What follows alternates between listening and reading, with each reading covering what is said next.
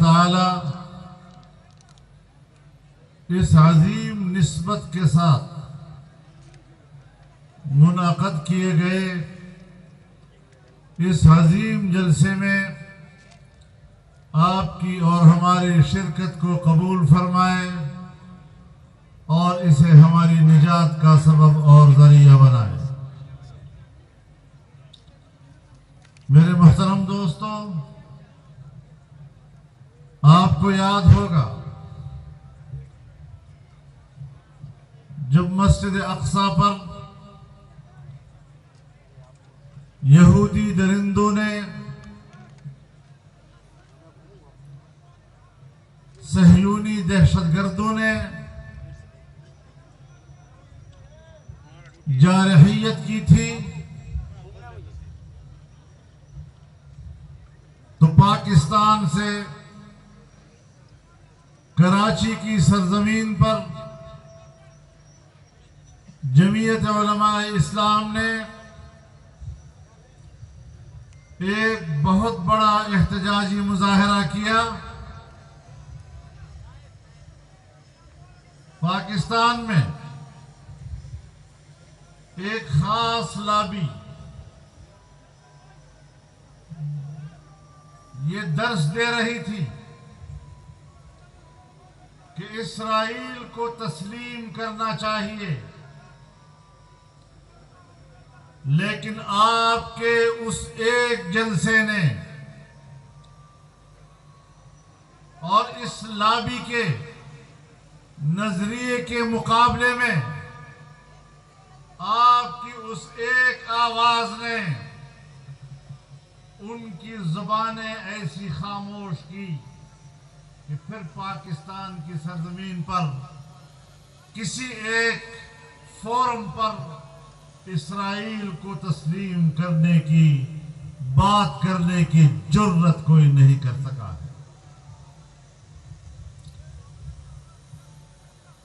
اللہ نے آپ کی آواز میں تاثیر رکھی، آپ کی آواز میں اللہ نے ایک رعب اور دبدبا رکھا ہے۔ آج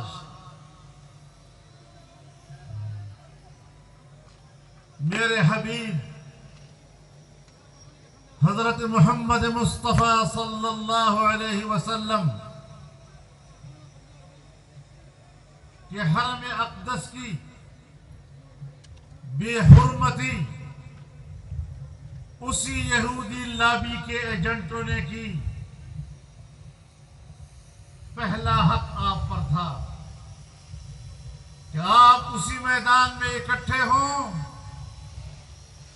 اور ان قوتوں کو للکاریں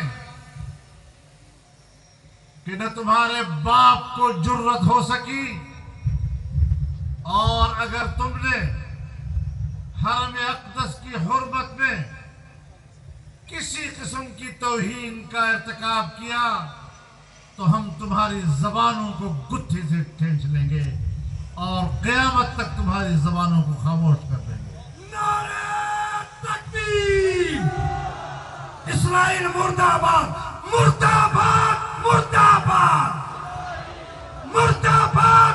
مرد آباد! گستاخ حرمین پہ! گستاخ حرمین پہ!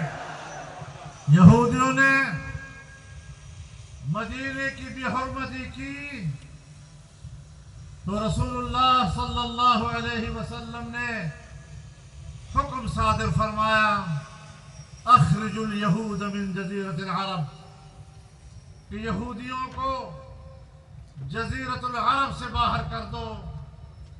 اگر اس کے ایجنٹوں نے پاکستان میں مدینہ کی حرمت کو پامال کیا تو یاد رکھو ایجنٹو، تمہیں ہم کراچی کے سمندر میں غرق کر دیں گے اور پاکستان کی سرزمین پر تمہیں جینے کا حق نہیں ادا کریں گے۔ نعرہ تکبیر! للکار ہے، للکار ہے! یلکار ہے، یلکار ہے! گستاخ حرمین پہ مکے والوں نے بھی کہا تھا کہ یہ لاوارث ہے، لیکن قیامت تک کے لیے اللہ نے رسول اللہ صلی اللہ علیہ وسلم کو ایسی امت عطا کی ہے کہ آج 1400 سال گزرنے کے بعد بھی ایک گیا گزرا گنہگار امتی بھی اپنے نبی اور رسول کے حرمت پر جان قربان کرنے کے لیے تیار کھڑا ہے۔ تم نے مکے والوں کی طرح ان کو لاوارث سمجھ لیا ہے؟ دنیا کی آبادی کا چھٹا حصہ وہ اپنے پیغمبر کی ناموس پر قربان ہونے کے لیے تیار ہے۔ 1 ارب سے زیادہ آبادی اس کے ناموس پر اپنی جان قربان کرنے کے لیے تیار ہے۔ تم ہوتے کیا ہو؟ کس باغ کی تم مولی ہو؟ تمہیں تو گاجر مولی کی طرح کاٹ کاٹ کر رکھ دیں گے اگر تم نے آئندہ کے لیے اس طرح سوچا بھی تو۔ عظمت حرمین پر، عظمت حرمین پر، روزہ رسول پر، تقدس حرمین پر، لبیک لبیک لبیک لبیک۔ ہم تحمل اور برداشت کے لوگ ہیں۔ ہم نے ہر مشکل کو بڑے صبر، تحمل اور برداشت کے ساتھ عبور کیا، لیکن یہی وہ مقام ہے، یہی وہ منزل ہے، یہی حرمت رسول کا وہ مقام ہے جہاں صبر کا بندھن ٹوٹ جاتا ہے، جہاں تحمل کا بندھن ٹوٹ جاتا ہے، جہاں برداشت نام کی کوئی چیز اس کی قیمت نہیں رہتی۔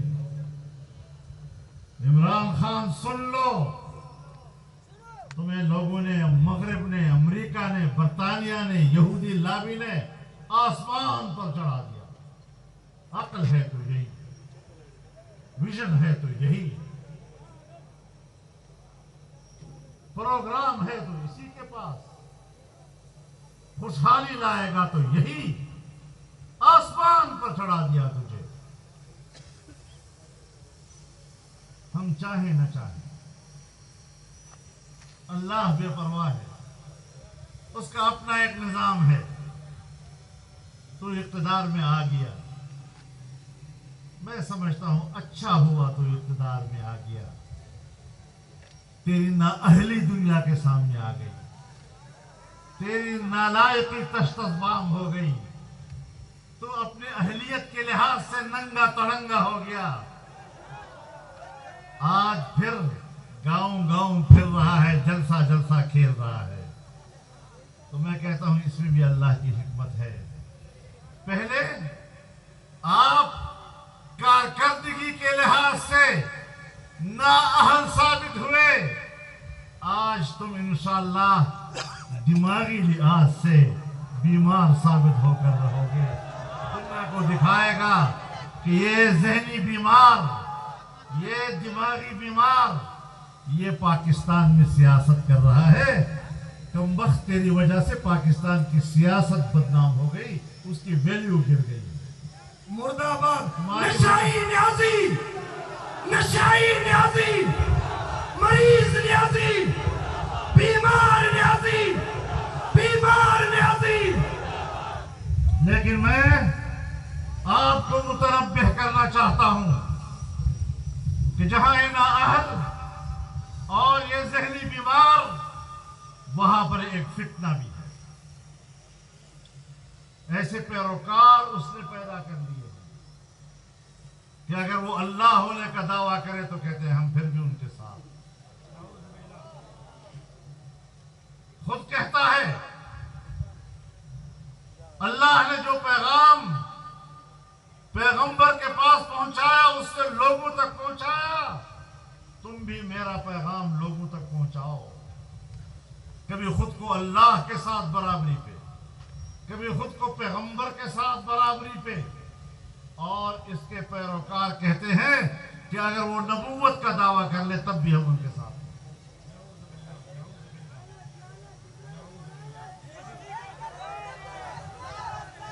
گستاخ نیازی پہ، گستاخ نیازی پہ، گستاخ نیازی پہ، بد اخلاق نیازی پہ، بد کردار نیازی پہ۔ کبھی کہتا ہے اللہ نے پیغمبر کی تربیت کی، اس کو بنایا نبوت کے لیے، آج وہ میری بھی تربیت کر رہا ہے۔ اس فکر اور اس سوچ کا آدمی پاکستان میں سیاست کرے گا۔ اسے کہتے ہیں دجل، دجال دجل سے، اور دجال بھی جب آئے گا تو اس کے ماتھے پر کافر لکھا ہوگا، لیکن اس کے دم سے بارش بھی ہوگی، مردے بھی زندہ ہوں گے، جہاں تھوک پھینکے گا وہاں سے سبزہ بھی اگے گا، کرامات بھی دکھائے گا، لیکن ہوگا دجال، ہوگا فتنہ۔ میں آپ کو اس فتنے سے بھی ڈرانا چاہتا ہوں اور متنبہ کرنا چاہتا ہوں کہ ہم خام خواہ اس کے خلاف نہیں آئے میدان میں۔ اور آج کچھ لوگوں کے پیچھے پڑ رہا ہے، ہماری طرح کے کچھ مذہبی رنگ والے لوگ، ان کو یہ دین سکھائے گا۔ جو مولوی بیچارہ اس قدر یتیم ہو جائے کہ اسے عمران خان کے سائے کی ضرورت ہو، اس کی یتیمی پہ رحم آتا ہے۔ مرد آباد سرکاری مولوی، سرکاری مولوی، درباری مولوی، درباری مولوی، نہیں اسرائیلی مولوی کہو یار۔ اسرائیلی مولوی، اسرائیل کا حامی، اسرائیل کا حامی، یہود کا حامی۔ لوگوں کو دین سکھائے گا، پتہ نہیں اپنی طہارت کرنی بھی آتی ہے یا نہیں۔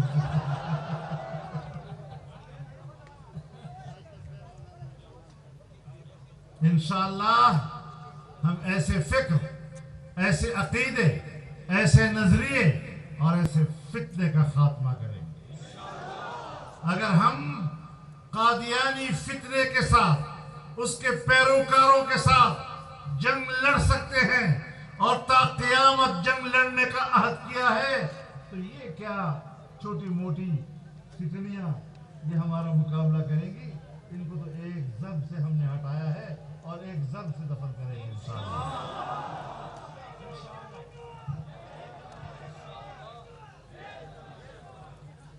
میرے محترم دوستو،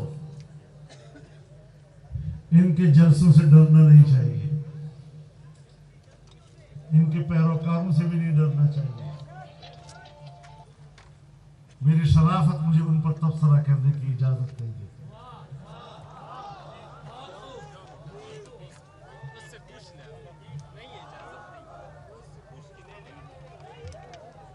عمرے پہ کیوں گئے؟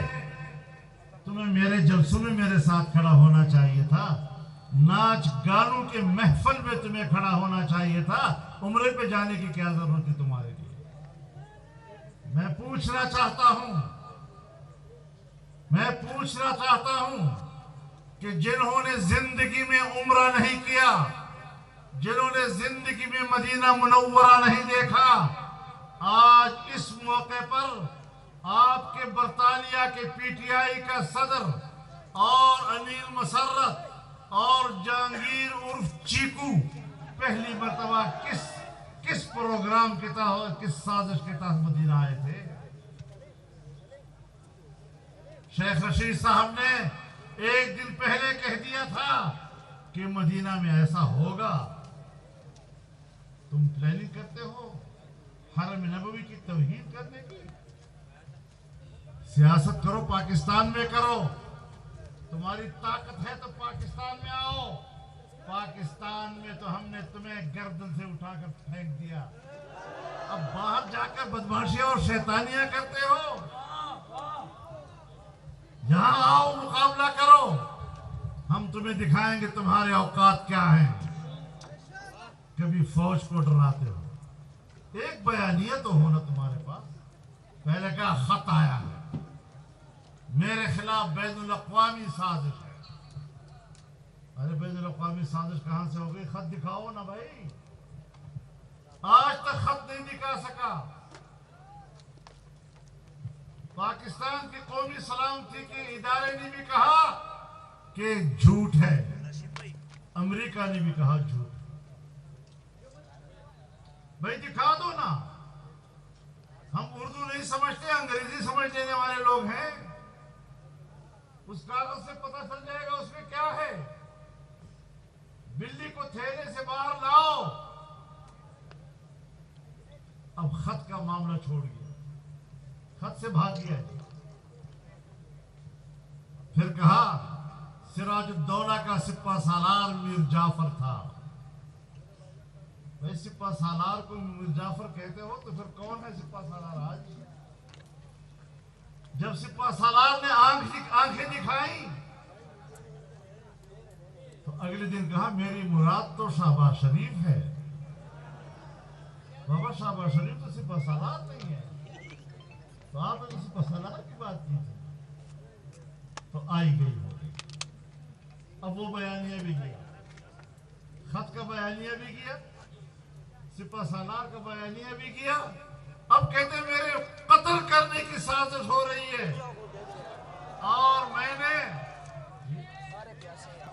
اور کہتا ہے کہ میں نے ویڈیو پتہ نہیں کیسٹ ریکارڈ کرائی ہے۔ آج کل کی دنیا میں کیسٹ ریکارڈ کروائی جاتی ہے، رکھی کدھر ہے وہ؟ کہاں چھپائی ہے تم نے وہ ریکارڈ؟ 2 کاپیاں ہیں، ایک امریکہ میں اور ایک گولڈ سمتھ کے گھر میں، بتا دیں۔ ایک طرف کہتا ہے امریکہ نے میرے خلاف سازش کی ہے۔ بھائی چورن بیچو تو طریقے سے بیچو یار۔ اور ایک طرف اپنا بیان وہاں ریکارڈ کروا رہے ہو۔ عمران خان، میں کہتا ہوں آپ سے، تم قتل کی بات کرتے ہو، قتل بہت دور کی بات ہے، انسان کے ہاتھوں قتل بہت دور کی بات ہے۔ تم تنہا کسی روڈ پہ کھڑے ہو جاؤ، اگر ایک کتے نے بھی تمہیں سونگ لیا تو مجھے کہہ دو کہ فضل الرحمان تو نہیں۔ نعرہ تکبیر! قائد جمعیت مولانا فضل الرحمان، قائد جمعیت مولانا فضل الرحمان، قائد تیری جرت کو، قائد تیری بصیرت کو، قائد تیری سیاست کو۔ قاتلانہ حملوں سے ہم گزرے ہیں، قاتلانہ حملوں سے عبدالغفور حیدری گزرا ہے، قاتلانہ حملوں سے اکرم درانی گزرا ہے، قاتلانہ حملوں کے شکار ہمارے علماء کرام ہوئے ہیں، اور پھر بھی میدان میں کھڑے ہیں، جرت کے ساتھ کھڑے ہیں۔ 300 ساڑھے 300 کی تعداد میں پولیس، ایف سی اور رینجرز کی سیکورٹی لے کر نہیں کھڑے ہوئے۔ میرے محترم دوستو، سیاست کی بھی ڈھنگ ہوتی ہے، تو ڈھنگ بھی نہیں آتا، اور ملک کو کہاں پہنچایا۔ میں 2 باتیں آپ سے کہنا چاہتا ہوں اس حوالے سے۔ جب حکومت میں نہیں آیا تھا تو اس وقت کہا تھا کشمیر کو 3 حصوں میں تقسیم ہونا چاہیے، تو کشمیر کو 3 حصوں میں تقسیم کر دیا، ایک مودی کو دے دیا، ایک اپنے پاس رکھ لیا، ایک گلگت بلتستان کو اس سے الگ کر دیا۔ ابھی کون سی وحی تیری اوپر آئی جب تو نے بیان دیا اگر فوج نہ ہوتی تو پاکستان 3 حصوں میں تقسیم ہو چکا ہوتا؟ یہ 3 حصوں کا آئیڈیا کہاں سے آ گیا؟ نہ 2 حصوں میں تقسیم کی بات کرتا ہے، نہ 4 حصوں میں تقسیم کی بات کرتا ہے، 3 حصوں میں تقسیم کی بات کرتا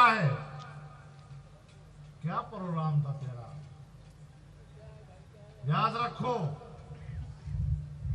ملک کی جغرافیہ کو تبدیل کرنے کے لیے دو بنیادی مراحل ہوا کرتے ہیں۔ پہلا مرحلہ یہ کہ ملک میں سیاسی عدم استحکام پیدا کیا جائے، اگلا مرحلہ یہ کہ ملک میں معاشی عدم استحکام پیدا کیا جائے۔ چنانچہ جب نواز شریف کی حکومت میں پاناما لایا گیا تو پاناما کیس کے ذریعے سے سیاسی عدم استحکام ملک میں لانے کی کوشش کی گئی، اور جب وہ مرحلہ گزرا تو عمران خان کے ذریعے سے معاشی عدم استحکام لایا گیا۔ یہ دونوں مرحلے پورے ہو گئے، اور جب ملک میں معاشی طور پر عدم استحکام آتا ہے، روپیہ اپنی قدر کھو بیٹھتا ہے، مہنگائی آسمان کو پہنچ جاتی ہے، عام آدمی کے قوت خرید ختم ہو جاتی ہے، تو پھر پبلک میں بغاوتیں شروع ہو جاتی ہیں۔ شکر ادا کرو پاکستان کے سیاستدانوں کا، شکر ادا کرو جمعیت علماء کا کہ ہم نے 4 سال تمام سیاسی قوتوں کو ایک پلیٹ فارم پر رکھا، چاروں صوبوں کے عوام کو ایک پلیٹ فارم پر رکھا، اور پاکستان کے کسی حصے میں ملک کے خلاف بغاوت نہیں ہونے دی۔ میں نے پچھلی دفعہ اسلام آباد میں بھی آپ سے کہا تھا کہ میں پاکستان کے عوام کو سلام کرتا ہوں، ملک کے ساتھ ان کی وفاداری کو سلام کرتا ہوں کہ ان حالات میں بھی وہ ملک کے ساتھ کھڑے رہے اور بغاوت کا کوئی تعصب نہیں دیا۔ آج اقتدار سے علیحدگی کے بعد وہ در بدر پھر رہا ہے، صرف اس لیے نہیں کہ اقتدار سے محروم ہوا، اس لیے کہ کسی طرح میں پھر اقتدار میں آؤں اور اگر ملک بچ گیا ہے تو اس کا مکمل خاتمہ کر دیں۔ اب آپ کی مرضی ہے، اس کو دوبارہ لاتے ہیں اور بچے کچھ ملک کو تب ختم کر دیتے ہیں تو بھی عوام کی مرضی ہے، لیکن ہم نے اس ملک کے بقا اور تحفظ کے لیے جنگ لڑنے کا عہد کیا، انشاءاللہ العزیز اس کو پورا کریں گے۔ میں پاک افواج کو بھی یقین دلاتا ہوں، اعتماد دلاتا ہوں کہ پاکستان پر خدا نہ کرے کوئی برا وقت آئے، لیکن ایسے وقت میں اگر سرحدات پر مشکل آئی، اگر ملک کے اندر مشکل آئی، تو وہ ایک یوتھیا بھی آپ کے ساتھ نہیں ہوگا، یہی خاکسار، یہی نوجوان آپ کے شانہ بشانہ پاکستان کے بقا اور تحفظ کی جنگ ہے۔ نعرہ تکبیر! زندہ ہے جمعیت! زندہ ہے جمعیت! یہ تیری جمعیت! یہ میری جمعیت! مجاہدوں کی جمعیت! ہمارا مطالبہ تھا کہ اسٹیبلشمنٹ سیاست نہ کرے، ہمارا مطالبہ تھا کہ فوج سیاست میں مداخلت نہ کرے، اور جب فوج نے کہا کہ اب ہم نیوٹرل ہیں، ہم مداخلت نہیں کرتے، تو اس نے کہا نیوٹرل تو جانور ہوتا ہے۔ اب بتاؤ، یعنی اس کا معنی یہ کہ اگر فوج اس کے ساتھ ہے تو پھر فوج محترم ہے، اگر فوج حکومت کے ساتھ ہے تو پھر فوج محترم ہے، اور اگر فوج ملک کے ساتھ ہے تو یہ ہمیں قبول نہیں ہے۔ آپ کو یاد ہے ابھی کچھ دن پہلے ان کے ایک مقرر نے جلسے میں کہا کہ اگر گھر پہ ڈاکہ پڑے اور چوکیدار کہے کہ میں نیوٹرل ہوں تو یہ قبول نہیں ہے۔ میں ان کو بتانا چاہتا ہوں کہ چوکیدار یہ ملک کا چوکیدار ہے، تمہاری حکومت کا چوکیدار نہیں ہے۔ تمہارے ملک کا تمہاری حکومت کا دار و مدار پاکستان کے عوام پر ہے، تمہیں پاکستان کی پارلیمنٹ نے مسرت کیا ہے، تمہیں پاکستان کے عوام کے نمائندوں نے مسترد کیا ہے، تمہیں شکوہ کس سے؟ تم کسی ایک کا اعتماد برقرار نہیں رکھتے، نہ عوام کا، نہ عوامی نمائندگان کا۔ نہ اپنے اتحادیوں کا، نہ اسٹیبلشمنٹ کا، نہ فوج کا، نہ بیوروکریسی کا. ہر شخص سر پیٹ رہا. میرے محترم دوستوں، لیکن میں آج اس موقع پر بڑے احترام کے ساتھ ایک شکوہ کرنا چاہتا ہوں اپنی عدالت عظمیٰ سے، محترم عدالت سے، فاضل ججز سے. جب چیف ایگزیکٹو نے اپنے ایگزیکٹو اختیارات کو استعمال کرتے ہوئے ایف آئی اے کے افسر کو یا افسروں کو تبدیل کیا، تو آپ نے سو موٹو کیوں لیا؟ کس کے کہنے پہ لیا؟ عمران خان کے جلسے میں ایک گفتگو پر آپ نے اتنا بڑا اقدام کر دیا کہ آپ نے سو موٹو لے لیا. پھر آپ آئے نا، پھر آپ حکومت کریں، پھر آپ ایگزیکٹو چیف بن جائیں. عدلیہ کا اپنا کام، ایگزیکٹو کا اپنا کام. اور آپ ان لوگوں سے ڈرتے ہیں؟ یہ عدالت کے سامنے کھڑے ہو جائیں، اور اگر یہ مخلوق عدالت کے سامنے کھڑے ہو گئے پھر کیا کرو گے؟ پھر کیا کرو گے؟ عدالت آزادی کے ساتھ فیصلے کرے. عدالت کے کسی سو موٹو سے اگر یہ تاثر ملتا ہے کہ وہ دباؤ میں کیا گیا ہے، تو آپ بتائیں کہ اس کے نتیجے میں جو فیصلہ آئے گا اس کے عوام کے دلوں میں کیا قدر و قیمت ہوگی. عجیب بات یہ ہے کہ جب عمران حکومت میں پاناما کیس کے اندر نواز شریف صاحب کے خلاف فیصلہ دینے والا بعد میں ایف آئی اے کا ڈائریکٹر جنرل بنا دیا جاتا ہے، وہاں تو آپ نے سو موٹو نہیں دیا. جب بشیر میمن نے چیخ کر انٹرویوز دی کہ مجھے بلا کر کہتا تھا کہ آپ فلاں کے خلاف کیس کرو، فلاں کے خلاف کیس کرو، فلاں کے خلاف کیس کرو، اس جی کے اس چیخو پکار پر تو آپ نے کوئی سو موٹو نہیں لیا. جسٹس ارشد صدیقی چیخ رہا ہے، چلا رہا ہے بطور جج کے،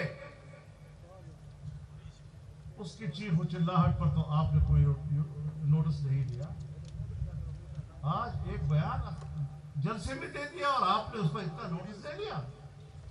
ہمارے دلوں میں آپ کی بڑی قدر و منزلت ہے، آپ کے فیصلوں کو ہم توقیر کی نظر سے دیکھتے ہیں، آپ کی ہمارے نظروں میں عزت و آبرو ہے. لیکن ایسے اقدامات اگر آپ اپنے آپ سے کرتے ہیں، کوئی آپ سے رجوع نہیں کر رہا، تو پھر اپنی عزت و توقیر میں اگر آپ کمی کر رہے ہیں تو اس کے ہم ذمہ دار ہیں، پھر آپ خود ذمہ دار ہیں. یہ شکایت آج پبلک کے سامنے لانا میں نے ضروری سمجھا. بہرحال میرے محترم دوستو، میں نے یہاں سندھ میں بھی جلسے کیے، بڑے جلسوں سے خطاب کیے، اور میں آپ سے پہلے بھی کہتا رہا ہوں، آپ کو یاد بھی ہوگا کہ مشکل یہ نہیں ہے کہ عمران خان نے ملک کو بٹھا دیا ہے. اب چیلنج یہ ہے کہ اس کو اٹھائیں گے کیسے.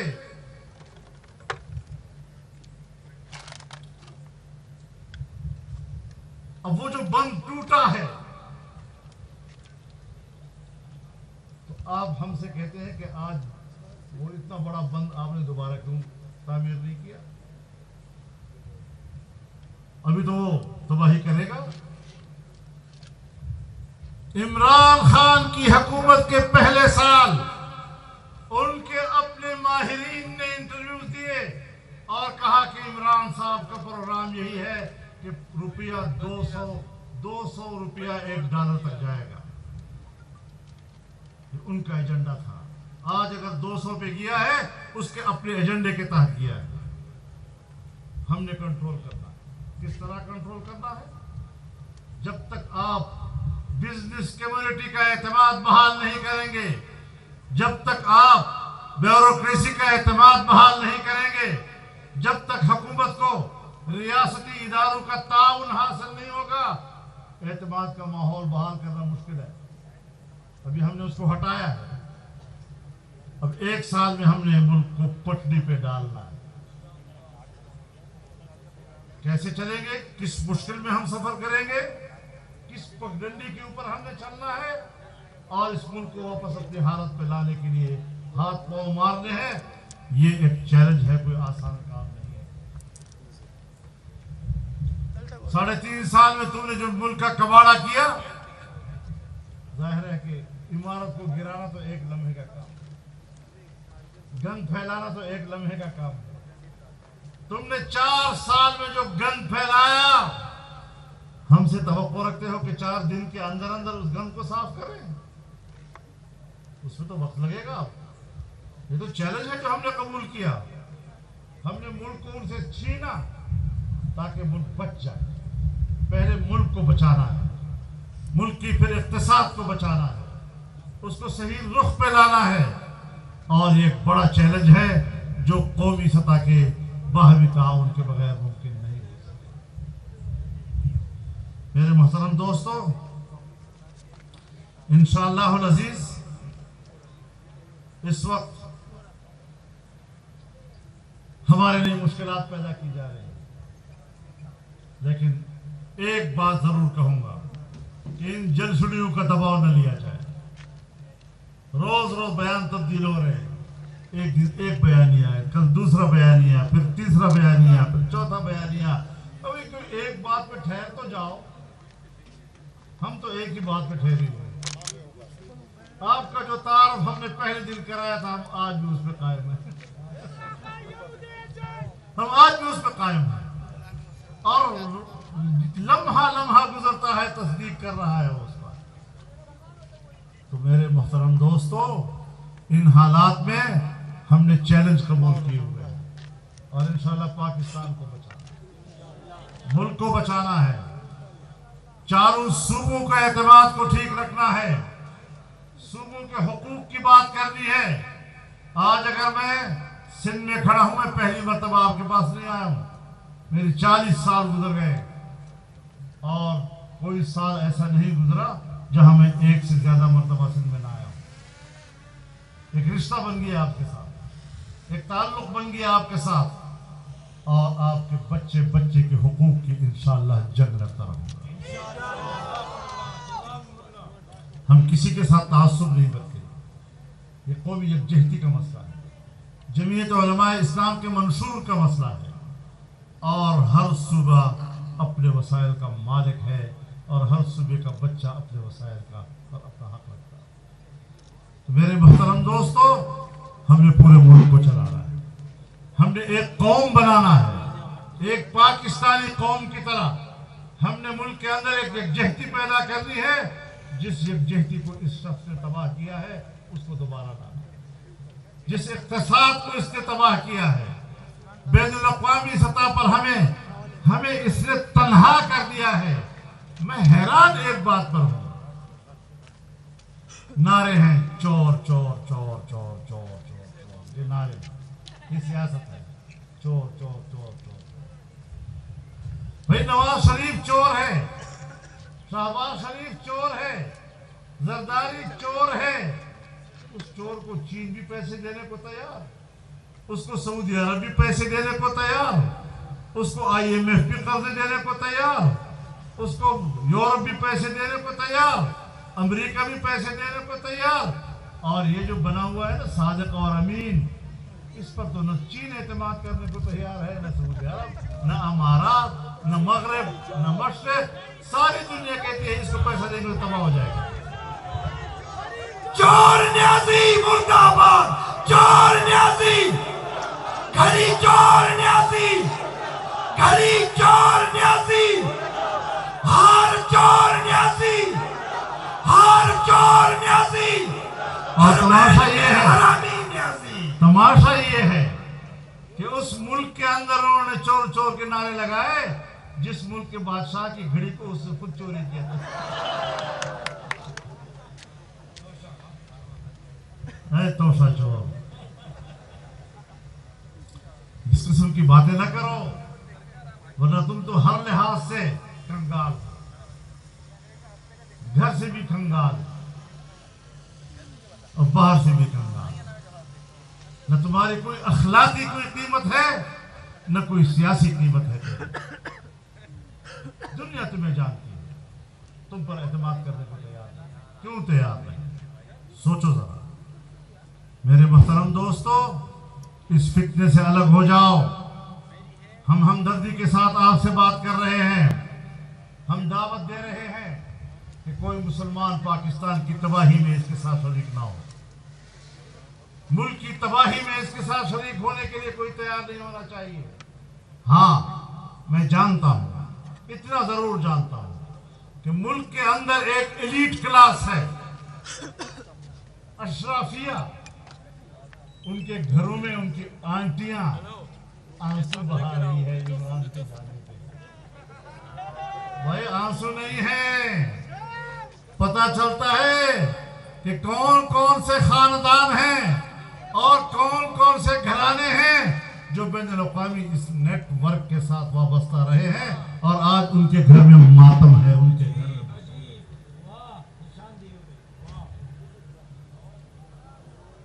تو وہاں سے ہمیں پتہ چل رہا ہے کہ کہاں کہاں کس کس کی ماں مری ہے. اور لڑیں گے ہم، چھوڑیں گے نہیں اس بات کو انشاءاللہ.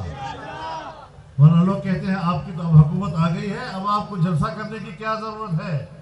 ہم کہتے ہیں وَقَاتِلُوهُمْ حَتَّى لَا تَكُونَ فِتْنَةٌ. فتنے سے لڑنا ہے. جب تک فتنے کو دفن نہیں کریں گے، جب تک سمندر برد نہیں کریں گے، انشاءاللہ یہ نظریہ، یہ پرچم، یہ حق بلند رہے گا. 200 سال سے انگریزوں کے خلاف سربلند یہ پرچم لہراتا لہراتا آج پاکستان کے نوجوان کے ہاتھ میں ہے، اور انشاءاللہ منزل حاصل کر کے رہے گا. اللہ ہمارا مددگار ہو، اللہ ہمارا حامی و ناصر ہو. میں آپ کو اس کامیاب جلسے پر ایک بار پھر مبارکباد دیتا ہوں. وآخر دعوانا ان الحمدللہ.